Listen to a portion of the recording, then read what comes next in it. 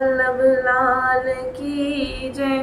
महाप्रभु श्री हरिवंश चंद्र जी महाराज की जय। श्री सेवक जी महाराज की जय।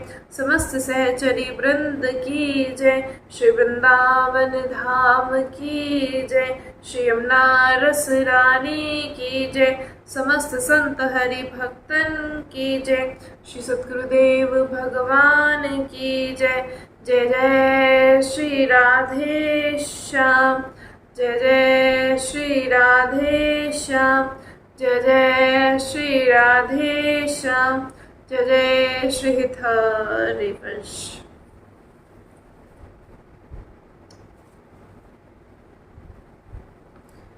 वृंदावन वृंदावन वृंदावन।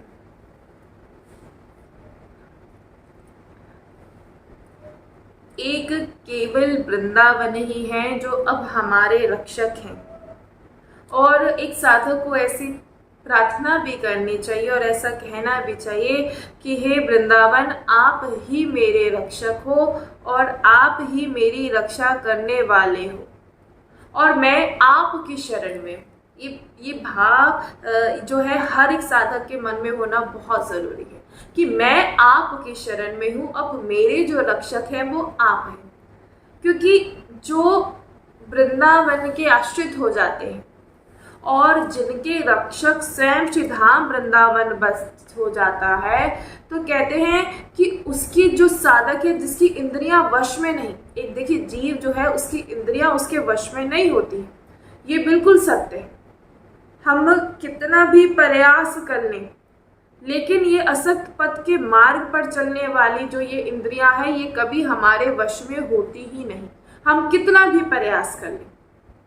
और बार बार एक जो साधक, एक जीव जो है वो प्रार्थना करता है कि मेरा मन मेरे वश में नहीं, क्योंकि विषयों इंद्रियों को अधीन किए हुए, इंद्रियां मन को अधीन किए हुए, मन बुद्धि को अधीन किए हुए। यहाँ हमारा जो मन है उसने अधीन करके रखा है हमारी बुद्धि को। आप देखिए ना, जब भी बात श्री धाम वृंदावन की वास की आती है, श्री धाम वृंदावन में जब हम आते हैं तो वृंदावन ऐसी कृपा करता है हम पर और हमारे सबके मन में ऐसा भाव आ जाता है कि अब वृंदावन से बाहर कहीं नहीं जाना, ऐसा भाव आ जाता है।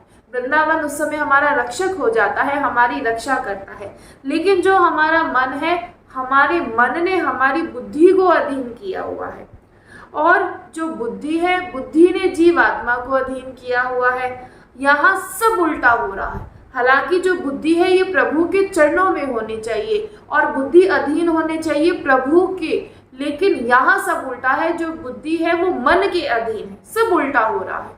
तो कहते आप एक बात देखिए, जो जीव आत्मा है वो सामर्थ्य है, उसमें इतना सामर्थ्य है कि वो अपनी पावर दिखाए, अपनी बुद्धि को अपनी पावर दिखाए, वो इतना सामर्थ्य होता है। और अगर जीवात्मा को ये अनुभव हो जाए कि मेरे में कितना सामर्थ्य है, अगर वो जान जाए कि मेरे में कितना सामर्थ्य है, पर ये तभी वो जान पाएगा, उसको अनुभव जब ही होगा जब वो ये समझ लेगा कि हम प्रभु के अंश है। जब जीवात्मा ये समझ ले कि भाई मैं प्रभु का अंश हूँ। देखिए हमें इतना बल, अगर प्रभु, हमारी बुद्धि प्रभु में लीन रहे तो हमें इतना बल आ जाता है कि हम जान जाते हैं कि संसार में हमें नहीं फंसना है, कि संसार को एक जो कहा गया है, जो सुखाल्यम कहते हैं, लेकिन जो साधनता है वो सभी कहते हैं कि संसार दुखाल्यम है। इसलिए हमारे भीतर तो ये सामर्थ्य नहीं है कि हम अपनी बुद्धि को प्रभु में लगा पाएं या हम अपनी बुद्धि को समझा पाएं कि मन के वश में मत रहे। लेकिन प्रभु के में सामर्थ्य है, प्रभु सामर्थ्यवान है, उनमें इतना सामर्थ्य है कि हमारे जो श्री हरि हैं उनमें इतना सामर्थ्य है कि वो हमारी मन को समझा सकते हैं, हमारे मन को मार लगा सकते हैं, उनमें इतना सामर्थ्य है। अब कहते हैं कि अगर जो श्री हरि का आश्रय ले लेगा उसमें ये बल आ जाएगा। देखिए बार बार कहते हैं, आप सभी जब पूछते हैं कि हम ऐसा क्या करें कि हमारा भजन निरंतर होता रहे, हम ऐसा क्या करें कि हमारी जिह्वा पर हमेशा नाम रहे, मतलब कि हमारा भजन में मन रहे, संसार की और हम बिल्कुल भी आकर्षित ना हो, तो आप सभी को बताया जाता है, समझाया जाता है कि केवल एकमात्र जिह्वा पर नाम रखें और वो है राधा। श्री राधा नाम आपकी जिह्वा पर होना चाहिए। जिसकी जिह्वा पर श्री राधा नाम होता है उसमें वो बल आ जाता है कि उसकी बुद्धि मन को अधीन कर लेती है, उसमें ये बल आ जाता है। अगर हम जिस दिन जान जाए, समझ जाए, हमें जिस दिन वास्तविक में जब हम जाग जाए कि हम प्रभु के अंश हैं, हम सभी प्रभु के अंश हैं और हमारे प्रभु में इतना सामर्थ्य है, वो सामर्थ्यवान है, उनमें इतना सामर्थ्य है कि वो हमें, हमारा जो मन बार बार भागता है, विषयों की ओर भागता है, हमारे प्रभु में इतना सामर्थ्य है, प्रभु के नाम में इतना सामर्थ्य है कि वो मन को मार लगा सकते हैं। और जब बुद्धि हमारी प्रभु में लीन होगी, जब हम प्रभु में हर समय हमारी बुद्धि होगी, तो वही बुद्धि मन को अधीन कर लेगी, और जब वो मन को अधीन कर लेगी तो मन इंद्रियों को अधीन कर लेगा, और ऐसा हो जाएगा। और जहाँ ऐसा हो जाएगा बस हमारा उसी समय काम हो गया कि हमारी जो मन ने, हमारी बुद्धि ने मन को अधीन किया और मन ने इंद्रियों को अधीन किया, बस यही प्रयास करना होता है। और जो ऐसा कर लेता है वो परम पद का अधिकारी हो जाता है। अब कई बार कहते हैं संसार में जो जीव, जो संसारी लोग हैं, वो कहते हैं मन कहाँ मारता है, मन कहाँ करता है, अब वो क्या जाने। देखिए गिरने का डर तो उसे ही होता है ना कि जो चल रहा हो। अब जो इस मार्ग पर चल रहे हैं, जो भजन मार्ग पर चल रहे हैं, वो शायद बेहतर जान सकते हैं कि इस मन को मारना कितना मुश्किल है, क्योंकि जो चल रहा होता है उसे गिरने का डर होता है। अब जो पड़ा ही हुआ है उसे कहाँ गिरने का डर, वो तो पड़ा ही हुआ है। इसलिए जब संसारिक जीव के सामने ऐसी बातें कही जाए, उसे ये सत्संग समझाया जाए, तो वो कहता है कहाँ मन मारता है, कोई मन नहीं मारता, कहाँ मन हमें फंसा रहा है, कोई नहीं फंसा रहा। ये सब बेकार की बातें हैं, क्योंकि वो उसे ऐसा झेलना ही नहीं पड़ रहा। वो झेल जो रहे हैं, जो इस भजन मार्ग पर चलने का प्रयास कर रहे हैं, शायद वही बेहतर जान सकते हैं कि कितना मुश्किल होता है इस मन को हराना, बहुत मुश्किल होता है। ये सामान्य सी बात लगती है, बोल देना बड़ा आसान हो जाता है, लेकिन बहुत मुश्किल होता है कि इसे कैसे वश में किया जाए। लेकिन जो अपने बुद्धि को प्रभु में, जो अपनी बुद्धि में प्रभु को लगा देता है, अपनी बुद्धि को प्रभु में लगा देता है, तो उसकी बुद्धि मन को अधीन कर लेती है और फिर वो मन इंद्रियों को अधीन कर लेता है और फिर वो साधक परम पद का अधिकारी हो जाता है। लेकिन यहाँ सबसे बड़ी बात है, सब उल्टा हो रहा है, सब उल्टा हो रहा है। हमारा मन स्वतंत्र है, इंद्रियां मन को अधीन किए हुए हैं। जब जो इंद्री चाहती है मन के साथ हमसे वो असक्त क्रिया करा ही लेती है, जैसा हमारा मन चाहे वैसी हमारी इंद्रियां करती है। यहाँ सब कहते उल्टा हो रहा है और सभी भगवत विमुख होते चले जा रहे हैं। आज हम बार बार आप सभी से कहेंगे कि भजन केवल नाम मात्र रह गया है, सभी भगवत विमुख होते जा रहे हैं। तो ये सब इसीलिए है क्योंकि वो अपने मन को समझा नहीं पा रहे, इसलिए अपने मन को सभी को समझाना चाहिए। देखिए जो भजन मार्ग पर चल रहे वो शायद इस बात को बेहतर से समझ सकते हैं, लेकिन जो संसार में फंसे हैं, जो संसारी जीव है, वो इस बात को समझ ही नहीं पाते। ये सत्संग उन्हीं को समझ में आता है और वही उन्हीं के लिए उपयोगी है जो भजन मार्ग पर चल रहे हैं, क्योंकि उनके लिए बहुत उपयोगी होता है। अब संसार में जो फंसा जीव है वो पहली बात तो सत्संग ही नहीं सुनेगा, क्योंकि उसका प्रयास ये नहीं रहता कि मैं प्रभु के समीप कैसे जाऊं। उसका प्रयास यही होता है कि मैं संसार में कैसे वैभव पाऊं, मैं संसार में कैसे आगे बढ़ूं, और यही उसकी मूर्खता का कारण है। अपने मन को समझाना चाहिए कि हे मन, बहुत युग बीत गए हैं, एक नहीं बहुत युग बीत गए हैं, बहुत जन्म बीत गए, हम सब तेरे अनुसार करते रहे, जैसा तूने कहा हम वैसा करते रहे, जैसे मन ने कहा वैसे ही। मन जैसा कहता है वैसे ही जीव जो है वो चलता रहता है। तो अपने मन को समझाइए कि अब तू कुछ मेरे अनुसार चल, मैं तेरे अनुसार नहीं चलूंगा, क्योंकि बहुत युग हो गए तेरे अनुसार चलते चलते, लेकिन अब तू मेरे अनुसार चल। जिस मार्ग पर तू चल रहा है, अपने मन को समझाइए कि जिस मार्ग पर तू चल रहा है कभी तुझे विश्राम नहीं हो सकता, कभी तुझे विश्राम प्राप्त हो ही नहीं सकता। जिस मार्ग पर तू चल रहा है, जिस मार्ग पर तू जा रहा है, कभी भी विश्राम प्राप्त नहीं हो सकता। ऐसा अपने मन को समझाना चाहिए। देखिए, ये बार बार कह रहे हैं, इस मन को समझाना बड़ा ही मुश्किल है। ये अपने ही मन को समझाना बड़ा मुश्किल है। तो कहते चाहे कितना भी अपने मन को कहे, तो कितने भी अत्याचार कर ले, कभी भी तेरी इच्छा जो है वो पूर्ति नहीं हो सकती। तू कितने भी प्रयास कर ले, लेकिन कभी तेरी इच्छा पूर्ति नहीं हो सकती। इसलिए रे मन, अब तू जैसा मैं कहूं तू मेरे अनुसार चल। यदि तू श्री प्रियालाल का भजन नहीं करेगा तो तुझे कभी भी विश्राम नहीं मिलेगा, क्योंकि जिस मार्ग पर तू चल रहा है उस मार्ग पर सुख है ही नहीं, उस मार्ग पर विश्राम है ही नहीं।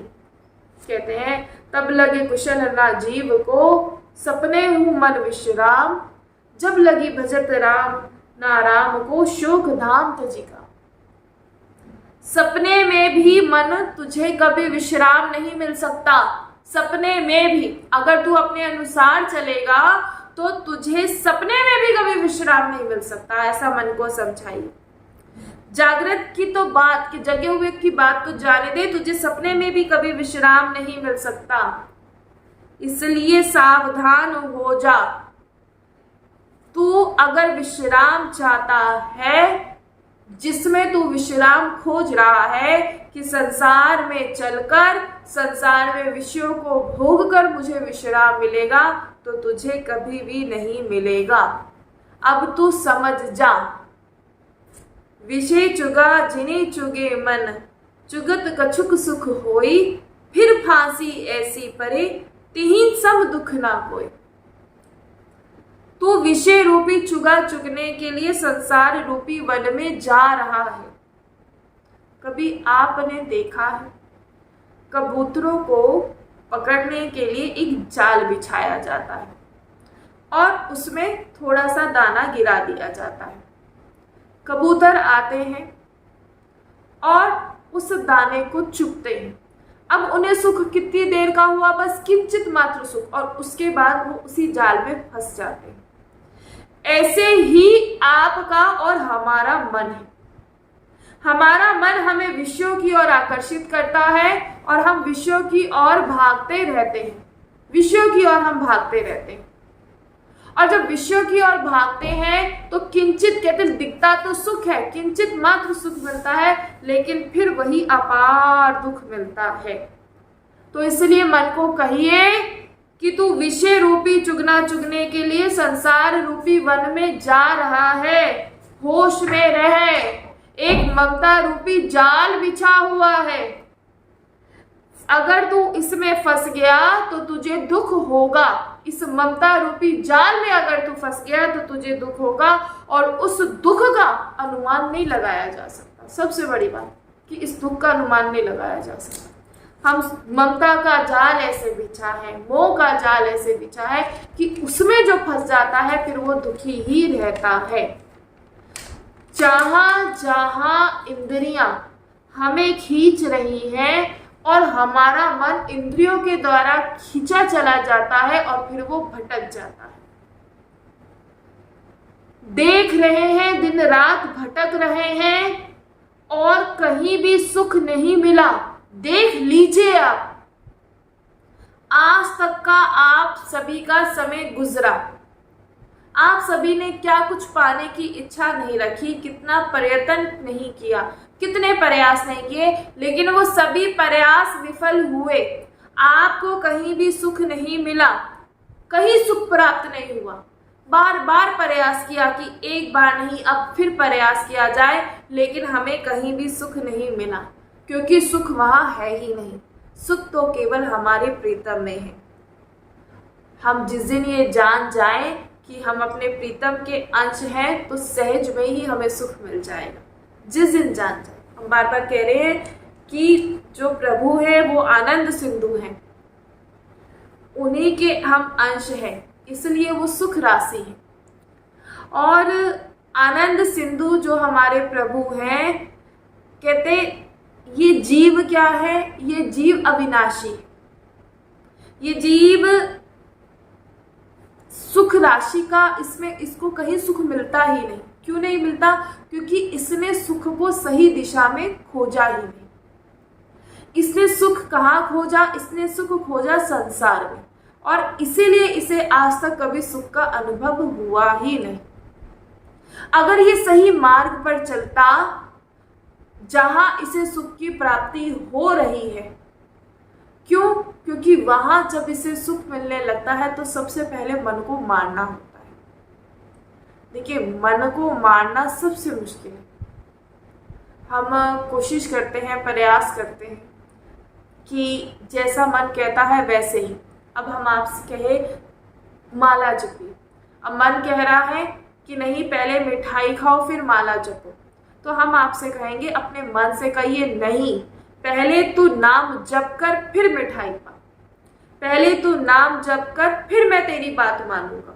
आप जब ऐसा अपने मन को समझाएंगे तो आपका मन बढ़ना शुरू हो जाएगा, क्योंकि वो जान जाएगा कि अब मेरी यहाँ बात नहीं बनेगी।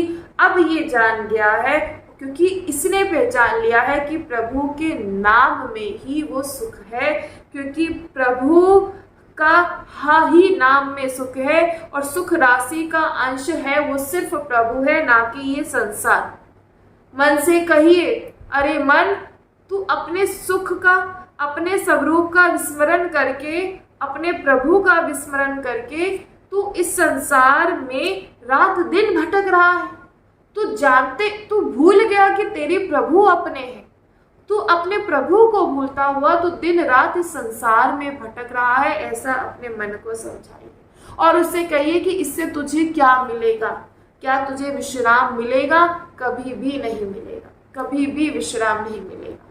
भटकते रह जाएंगे, सच बता रहे हैं, भटकते रह जाएंगे। और विश्राम जब ही मिलेगा, कहते जब पायो परम विश्राम, राम तमाम प्रभु नाही। विश्राम हमें जब भी मिलेगा जब हम श्री हरि के चरणों में जाएंगे, श्री हरि के चरणों का आश्रय लेंगे, तभी इस मन को विश्राम मिलेगा। ये सिर्फ एक की बात नहीं है, ये सब की बात है। जो कहते हैं कि मुझे सुख चाहिए, मुझे जीवन में आनंद चाहिए, उन्हें तभी मिलेगा जब वो प्रभु का नाम जप करेंगे। मन क्यों भटक कर महान कलेश का अनुभव करा रहा है? देखिए आप सभी, कितना कलेश है आपके भीतर, कितना। हम सोचते हैं कि सब कुछ हासिल करने के बाद ये कलेश खत्म हो जाएगा, लेकिन ऐसा नहीं है। अपार कलेश है। विषयों में फंसकर खुद को संकट में फंसा रखा है हम सभी ने। देखिए कैसी स्थिति है, विषयों में फंसे हुए हैं और खुद को संकट में फंसाए हुए हैं कि हमसे महामूर्ख कौन हो सकता है। सोचिए जरा, खुद को फंसा रखा है, किसी और ने हमें नहीं फंसाया, हमने ही फंसाया है। हमसे कई बार कहते हैं कि वृंदावन अगर चाहे तो हमें रख लेगा, वृंदावन चाहे तो भेज देगा। देखिए, वृंदावन बिल्कुल आपका यहाँ आना वृंदावन की ही मतलब वृंदावन ने आपको स्वीकार किया, लेकिन अब जो कहे कि अगर हम बाहर जा रहे हैं तो वृंदावन ही हमें भेज रहा है, तो ऐसा नहीं होता कि वृंदावन आपको बाहर भेज रहा है। अगर आप वृंदावन से बाहर जा रहे हैं तो सोचिए किस लिए जा रहे हैं, अपनी वासनाओं के लिए जा रहे हैं। कभी सोचिएगा, कभी वृंदावन चाहता है आप कभी बाहर जाए? नहीं, वृंदावन बस बुलाता है, वो कभी बाहर नहीं भेजता, कभी भी बाहर नहीं भेजता। बाहर हमारी वासनाएं हमें लेकर जाती हैं।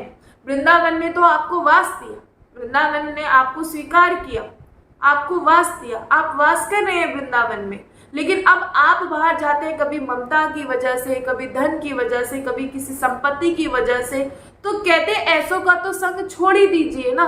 हम तो कहेंगे अगर आपको अभी भी संपत्ति से प्रेम है, अभी भी अपने ममता में है, तो ऐसे तो आपका भैया धामवास नहीं हो सकता, नहीं हो सकता।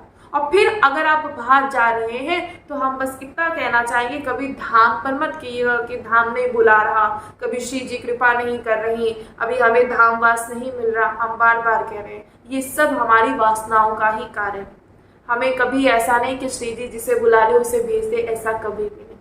आपके लिए तो यहाँ देखिए हमेशा दरवाज़ा खुला है। बस सबसे बड़ी बात कि हम इसमें प्रवेश करना ही नहीं चाहते। और ये मन हमें बार बार फंसा रहा है, और जैसा फंसा रहा है हम वैसा ही फंसते हैं। आप देखिए कौन से विषय में हमें सुख मिला, देखिए जरा, इस मन को समझाइए। और सबसे बड़ी बात, आपका ही मन है, मन कोई 10-20 तो ना होते हैं ना, एक ही तो होता है। तो अपने मन को देखिए, वो बार बार कहाँ आपको कहाँ कहाँ फंसा रहा है। आप इसे समझाइए कि मन विषयों में सुख नहीं है, हर सुख में दुख भरा हुआ है। जिस सुख को तुम सोच रहे हो कि सुख है, नहीं, हर सुख में दुख भरा है। बस केवल सुख का ना ऊपर लेबल लगा हुआ है, बस जैसे सुख का ऊपर लेबल लगा हुआ है, लेकिन वास्तविक में क्या है, दुख ही दुख है। लग रहा है कि इसमें सुख है, लेकिन ऐसा नहीं होता। जब हाथ में लगता है तो केवल दुख ही लगता है, क्योंकि जिसने रचना की है उसने लिख दिया है दुखाल्यम। जिसने रचना की है उसने लिखा है कि ये दुखाल्यम है, ये दुखाल्यम है संसार। और बड़े आश्चर्य की बात है कि दुखाल्यम है, और कई बार अनुभव भी किया है, और कई बार अनुभव करने के बाद भी फिर से इस दुखाल्यम में और दुख पाने के लिए जाते, फिर से इस दुखाल्यम में और दुख पाने के लिए जाते हैं। तो ये मन की मूर्खता नहीं तो और क्या है, आप बताइए। हम बार बार, देखिए, वही समझ पाएगा जो इस मार्ग पर चल रहा है कि मन हमें फंसा रहा है, वही समझ पाएगा। और जो गिरा पड़ा है, जैसे संसारी जीव जो तो पड़े हुए हैं, जो उठने का प्रयास ही नहीं कर रहे, वो कैसे जानेंगे कि मन को मारना कितना मुश्किल है। और ये मन की ही चाल है जो हमें बार बार फंसाता है। जैसे दूर से जहर हो और वो मिठाई की तरह उसको रूप दे दिया जाए, वो जैसे चांदी की परत लगा दी जाती है कि मिठाई है, लेकिन वास्तविक में जब पाते हैं तो पता लगे कि वो जहर है। ऐसे ही ये संसार दूर से मीठा नजर आता है, लेकिन वास्तविक में ये जहर है, जहरीला है। हमें कोई आनंद कहीं नहीं मिला। आप जहाँ इस संसार में आनंद पाने चाहेंगे, आनंद नष्ट होगा ही होगा। कहते कहीं आपको आनंद नहीं मिलेगा। देखिए, कहते आनंद ना पाने पर, या वो आनंद क्या होता है कि कई बार हम क्या करते हैं कि भाई इसे पालो तो आनंद मिल जाएगा, और आप जैसे ही उसे पाने जाएंगे तो वो जो ना पाने का आनंद है वो नष्ट हो जाता है। ये बहुत बड़ी बात है, ये बहुत बड़ी बात है। कहते हैं ना, जिस वस्तु को हासिल नहीं किया जाता, अब जैसे हमारे मन में इच्छा हुई कि हमें एक क्या करना है, एक बहुत सुंदर सी वो लेना है, गाड़ी लेनी है। अब आपने गाड़ी ले ली, अब आप सोच रहे हैं कि बड़ा सुख आपको मिल गया। अब उस गाड़ी का एक्सीडेंट हो गया, अब वो गाड़ी चकनाचूर हो गई। अब देखिए, जो ना पाने का आनंद था, अब उसे पाकर जो आनंद मिला वो बिल्कुल ही नष्ट हो गया। ऐसे ही संसार के सारे सुख होते हैं। हम सोचते हैं कि ये सुख मिल जाएगा तो हमें आनंद आएगा। वो ना पाने का जो आनंद होता है वो कब नष्ट हो जाता है, जब आप उसे पा लेते हैं। हम व्यक्ति को या वस्तु को या स्थान को पाने की यही हमारी इच्छा है। अमुक व्यक्ति, अमुक स्थान, अमुक जो वस्तु, यही तो हमारी इच्छाएं रहती हैं। लेकिन आप देखिए, कभी भी कोई आपके जीवन में स्थायी नहीं होता, कभी भी कोई स्थायी नहीं होता। और मन की चाल को आप सभी जानिए। कहते विषय चुगा जिनी चुगे मन, चुगत कछुक सुख होई। कि वो जो कछुक शब्द है ना, कि कछुक की कुछ, ये कह रहे ना, चुगत कछुक सुख होई। जो कछुक शब्द है वो तो सिर्फ एक भ्रमात्मक है, एक भ्रम वाला शब्द है कि कछुक, थोड़ा सा। और देख लीजिए, कोई थोड़ा सा सुख नहीं मिलता, सब झूठ है। कोई थोड़ा सा सुख नहीं मिलता, अपार दुख ही दुख मिलता है। जैसे कुत्ते को हड्डी मिल जाए, अब वो कुत्ता एकांत में गया, उस हड्डी को चबाने लग जाता है। अब जब वो हड्डी को चबाता है तो उसमें वो, उस हड्डी में वो खून लगा हुआ देखता है। अब उसे सुख होता है और उसे लगता है कि इसमें भाई बड़ा ही रस है, इसमें बड़ा ही पावर है। लेकिन वो ये नहीं जानता कि वो उसकी गलत फहमी है। जो खून उसमें लगा हुआ है वो उसकी ही गलफनों का खून उस हड्डी में लगा हुआ है। और ऐसे ही ये मूर्ख मन है जो विषयों की ओर जाता है और सुख मानता है, और उसको ये नहीं पता होता कि आनंद का नाश करने के लिए ये आपको आनंद का अनुभव कराया जा रहा है। आप देखिए जरा, बहुत से ऐसे जन होते हैं जो सिर्फ जैसे रहते हैं उसमें बड़ा प्रसन्न रहते हैं। हम तो कहते हैं बड़ी ही कृपा होती है उन पर कि जिनके पास जैसा हो वो वैसे में ही सुखी रहते हैं। अब कुछ लोगों की इच्छा हो जाती है कि कुछ और करने की। देखिए, इतना कहते हैं कि 10 रुपए मिलेंगे तो आराम से बैठ के भजन करेंगे।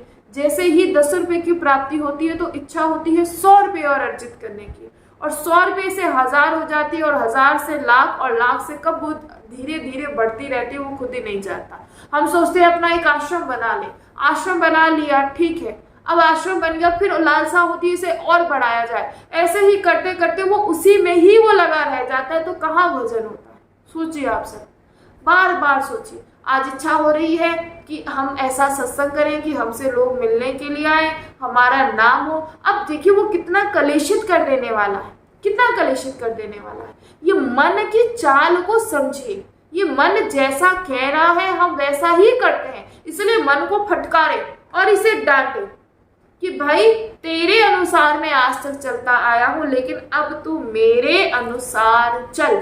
ऐसा अपने मन को आप सभी समझाइए, और बार बार कह रहे हैं अपने मन से कहिए कि यद्यपि तू जानता है कि इसमें दुख है, लेकिन तू फिर भी नहीं मानता।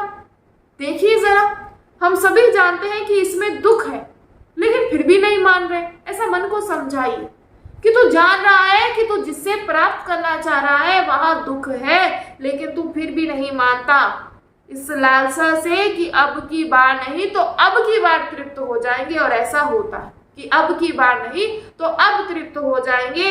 तो कहते हैं ये दिखाकर, ये पीकर, ये सूंघकर, ये देखकर, ये ज्ञान इंद्रिया ऐसे खींचे हुए हैं मन को कि मन खींचे है बुद्धि को, ज्ञानेंद्रिया खींचे है मन को, और मन खींचे है बुद्धि को। और बुद्धि कभी ये निश्चय ही नहीं कर पा रही है कि विषय भोगों में, क्योंकि वो ऐसे विषय भोगों में है। अरे मन, तू जानता है कि तू अनुभव भी कर चुका है कि हर जगह तूने जहां जहां तृप्त होने का प्रयास किया तू कभी हो ही नहीं पाया, कि विषय भोगों में कि दुख के सिवा कुछ भी नहीं। और सबसे बड़ी बात, मन ये बात जानता है कि कोई भी ऐसा सुख नहीं कि जो तुझे सुख का अनुभव करा पाए, ऐसा कुछ भी नहीं। इसलिए जान और पहचान, तू जहां जा रहा है वहां विश्राम स्थल है ही नहीं। जब महात्मा सौबरी जी के 50 विवाह हुए, महात्मा सौबरी जी के, सौबरी ऋषि थे, 50 विवाह हुए, तब एकांत में एक दिन बैठे थे और देखा बड़े पुत्र है, पुत्रियां हैं, नाती है, नातिन है, लड़के, सब भीड़ लगी हुई है। तो बड़ा उनको पश्चाताप हुआ कि एक मछली के कुसंग से इतनी दुर्दशा। तो उनको याद आई उस आनंद की कि जिस समय वो यमुना जी के जल को स्तंभित करके वो भजन करते थे, उनको याद आया, और जैसे याद आया खूब रोए, एकांत में खूब रोए, इतना कि मैं इतना विषयों में पड़ गया कि मैं उस आनंद को भूल गया। 50 विवाह हुए सौबरी जी के, और ऋषि थे, सिर्फ एक मछली का कुसंग देखने की वजह से उन्हें 50 विवाह, और ऐसा फंसना पड़ा विषयों में, और फिर रो रहे हैं एकांत में। और फिर उन्होंने कहा कि कभी भी किसी को भी जो ऐसा कुकर्म करते, कभी भी किसी को ना देखे, और ना ही ऐसे लोगों का आप संग करें। और कहते जो सोचते हैं कि संसार में बड़ा सुख है, देखिए बहुत अपार दुख है, अपार दुख। हमेशा एकांत में रहिए और अपनी इंद्रियों को कभी बहिर्मुख ना होने दें, कभी ऐसों का संग ही ना करें जिन्हों जो विषयों की मांग करते हैं, और कभी भी अकेले रहें। अपने इष्ट को हमेशा हमेशा अपने चित्त में लगा कर रखें, और बिल्कुल ऐसे लोगों का संग ना करें कि जो ये विषयों की ओर आकर्षित होते हैं, जो विषयों को भोगते हैं। हाँ, अगर संग करना है तो भगवत महाप्रेमी जनों का करे, रसिक जनों का करे, भक्तों का करे, ऐसों का संग करे। और अगर ऐसा संग नहीं मिल रहा तो अन्यथा अकेले में रहें। आप जितना एकांत में रहेंगे, आप देख लीजिएगा क्या होता है कि जब हम किसी का संग करते हैं, तो जब किसी का संग करते हैं तो ऐसा होता है कि उसके संग के प्रभाव से हम पर प्रभाव होता है। अब वो चाह रहा है कि मैं ऐसा पाऊं, तो हमारी भी इच्छा हो जाती। अब आप किसी भक्त का संग कर रहे हैं, अब एक भक्त की इच्छा है कि मैं श्री जी को कैसे प्रसन्न करूं, मैं श्री जी की कैसे सेवा करूं, तो उससे आपको भी ही सीखने का प्रयास मिलेगा। अब कोई ऐसा है कि मुझे ऐसा पाना है, मुझे वैसा पाना है, हमें ऐसा आश्रम बनाना है, हमें ऐसा करना है, तो आपकी भी इच्छा वैसे ही होगी। तो इसीलिए कहा जाता है कि अगर भगवत प्रेमी रसिक जन अगर मिल रहे हैं तो उनका संग कीजिए, और अगर नहीं मिल रहे हैं तो एकांत में रहिए और हमेशा अपने चित्त को इष्ट में लगाए रखें। बड़े बड़े महापुरुषों की हृदय की बात बड़े बड़े ब्रह्म ज्ञानियों ने अपने अनुभव में, अपने शास्त्रों में लिखा है। इसलिए तो आज हम सभी ये भागवत पुराण, शास्त्रीय कथा सभी श्रवण करते हैं, क्योंकि उन्होंने लिखा है कि उसका मतलब यही है कि हमें कहीं सुख नहीं मिल पाया। जो सुख है इसके पास थे, लेकिन बाद में वो कहते पश्चाताप करके जब वो श्री हरि के चरण शरण में गए तो वो सब भूल गए। इसलिए वो तो बाद में गए, तो कहते हम बाद में क्यों जाए, हम तो अभी से जाएंगे ना। हमें ये सब सुनने के लिए मिल रहा है, इसीलिए तो मिल रहा है ताकि हम अपने श्री हरि के चरणों में जा पाए, उनका आश्रय ले पाए। तो कहते हम अभी से करेंगे। इसलिए मन को कहिए कि अरे मूर्ख मन, यद्यपि तू जानता है कि संसार में कहीं भी सुख नहीं, लेकिन फिर भी तू बार बार इंद्रियों के द्वारा खींचा हुआ विषयों की ओर जा रहा है, तो तुझे कभी भी विश्राम नहीं मिलेगा। यदि तू संसार में भटकेगा तो कर्ता भाव से युक्त होकर मैं करूँगा तो ये लाभ मिलेगा, ये सुख मिलेगा। तो कहते हैं ऐसे दलदल में तू फंस गया है। अपने मन को कहिए कि तू ऐसे दलदल में फंस गया है, कर्मों के पछड़ोस में, कि ऐसे दुख सुख के पछड़े में फंस गया है कि निकलना तेरा बड़ा ही कठिन हो रहा है और ना ही तू कभी यहाँ से निकल पाएगा। तू नाना विधान के कर्म करके सुख भोगना चाहता है, तू कभी सुख नहीं भोग पाएगा। ऐसा मन को समझाना चाहिए। ये कहते बिना विवेक के स्वरूप जो है वो निर्बल नहीं हो सकता जब तक विवेक जागृत नहीं होगा। ये जो ममता का, अहंकार का कीचड़ तेरे मन में लगा हो, ये तेरे में लगा हुआ है, ये कीचड़ अगर धुलेगा तो केवल विवेक से, और विवेक की प्राप्ति केवल होती है संत समागम से। विवेक की प्राप्ति होती ही संत समागम से। मन से कहिए कि तुझे पता होना चाहिए कि तेरा हित किसमें है। समझाइए अपने मन को कि तेरा हित किसमें है। अरे जो अपने स्वामी है, जो अपने पिता है, जो वास्तविक सिंधु है, पुत्र की तरह अपने जनों का पोषण करने वाले हैं, और वो गुरु है, वो हमारे स्वामी हैं। ऐसे हरि का आनंदित होकर तूने कभी उनका चिंतन नहीं किया, इसीलिए तो आज तू रो रहा है, तू फंस रहा है। तूने कभी उनके चरणों का आश्रय नहीं लिया, इसलिए आज तू इतना व्याकुल हो रहा है, आज तू बार बार भटक रहा है। इसलिए अपने मन को आप सभी समझाइए, और ऐसे मन को समझाना चाहिए कि बस कर अब, बस। कहते ना, हम अगर कभी किसी से परेशान होते तो उससे कहते हैं कि बस अब कितना करोगे, अब मत बोलो, अब झूठ मत बोलो, अब ऐसे कर्म मत करो। तो ऐसे ही अपने मन को समझाइए कि उसे बताइए कि तेरे सच्चे हितैषी कौन है। कौन है हमारे सच्चे हितैषी? हमारे सच्चे हितैषी हमारे प्रभु हैं। जैसे एक मछली को समुद्र में छोड़ दिया जाए तो खूब प्रसन्नता उसे हो जाती है और हमेशा हमेशा के लिए वो सुखी हो जाती है, ऐसे ही हमारे प्रभु सिंधु हैं, प्रेम सिंधु हैं। अगर उस सागर में हमें छोड़ दिया जाए, उस सागर का कहते अगर इतना सा भी एक बूंद भी मिल जाए ना, तब भी हम तृप्त हो जाते हैं। तो क्यों हम नहीं जाते? कहते क्यों? प्रेम सिंधु है, प्रेम सागर है प्रभु हमारे जो श्री हरि हैं, लेकिन हम फिर भी उनका सानिध्य प्राप्त हम नहीं कर रहे हैं।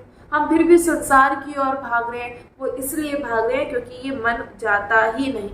जैसे रेत को कितना भी खगोला जाए उसमें से जल नहीं निकल सकता, ऐसे ही संसार में कितने भी प्रयास आप कर लीजिए, कभी आपको आनंद और सुख मिल ही नहीं सकता। रेगिस्तान में है, प्यासे हैं, तो जब रेगिस्तान में प्यासे होते हैं तो एक भ्रम नजर आता है कि बहुत सुंदर तालाब है, जल नजर आता है। ऐसे ही ये संसार हमें एक भ्रम पैदा किया हुआ है। जैसे जब प्यासे होते हैं तो रेगिस्तान में नजर आ रहा है कि बहुत जल है वहाँ और हमें पीने के लिए जल मिल रहा है, दिख रहा है, दूर से दिखता है, लेकिन पास जाते हैं कुछ भी नहीं मिलता। फिर प्यासे के प्यासे, ऐसे ही ठीक ऐसे ही ये संसार है। हम खोजते रहते हैं कि यहाँ प्राप्त कर ले, ऐसा प्राप्त कर ले, वैसा प्राप्त कर ले, लेकिन हमें कुछ भी प्राप्त नहीं हो पाता। क्यों नहीं हो पाता? क्योंकि ये संसार दुखालयम है। सिर्फ एक सुख का, देखिए लिखन बनाने वाले ने ही कहा है दुखालयम, एक सुख का बस एक लेबल लगा है, लेकिन वास्तविक में दुखालयम है। आप कहीं भी कितना भी प्रयास कर लीजिए, जहाँ जहाँ मन लगेगा वहीं वहीं आपको दुख भोगना ही पड़ेगा, जहाँ जहाँ मन लगेगा। कहते हैं जहाँ जहाँ चित्त लागी है तहाँ तहाँ दुख राशि, जब लगी मन परी है नहीं युगल प्रेम की पासी। कि जहाँ जहाँ मन लगेगा वहाँ वहाँ दुख मिलेगा। जब तक हमारा मन युगल के प्रेम बंधन में नहीं बंधेगा तब तक ये दुख पाता ही रहेगा। जब तक प्रेम के बंधन में नहीं बंधेगा ये दुख पाता ही रहेगा। ये अज्ञानी मन क्षणिक, कहते कुछ क्षणिक इतना सा सुख पाने के लिए संसार में जाता है और फिर वहां फंसता रहता है। और बल्कि जो प्रभु का दर्शन है, हमारे प्रिय प्रीतम का दर्शन है, उससे वो कभी कर ही नहीं पाता।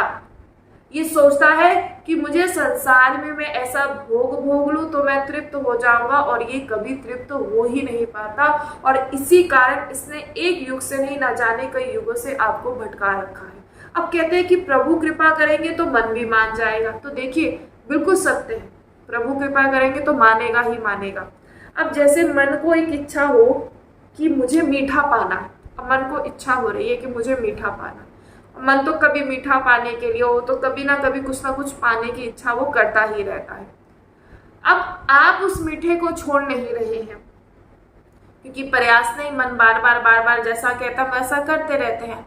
अब प्रभु कृपा करते, अगर प्रभु की कृपा पाना चाहते तो फिर प्रभु कृपा करते ही हैं। प्रभु क्या कृपा करते हैं, आपको शुगर कर देते हैं, अब खाओ मीठा। अब वही मीठा जो आपको बड़ा प्रिय होता है, जिससे आप बहुत खाते हैं, वही मीठा प्रभु ऐसी कृपा करते हैं कि शुगर कर देते हैं। और ऐसी कृपा हो जाती है, भाई शुगर हो गया, वही मीठा आपके लिए जहर के समान हो जाता है। तो ये होती है प्रभु की कृपा। इसलिए तो हम कह रहे हैं अगर प्रेम से समझना पड़े, प्रेम से समझाया जा रहा है तो समझ जाइए। अगर प्रेम से नहीं समझेंगे तो फिर वो अपने तरीके से समझाएंगे, और उनकी कृपा हर कोई नहीं समझ पाता। अब ये तो भक्त बुद्ध है, वो समझता है कि वाह प्रभु आपकी कृपा है, अगर आप ऐसा नहीं करते तो कैसे होता, मैं तो इसे छोड़ता ही नहीं।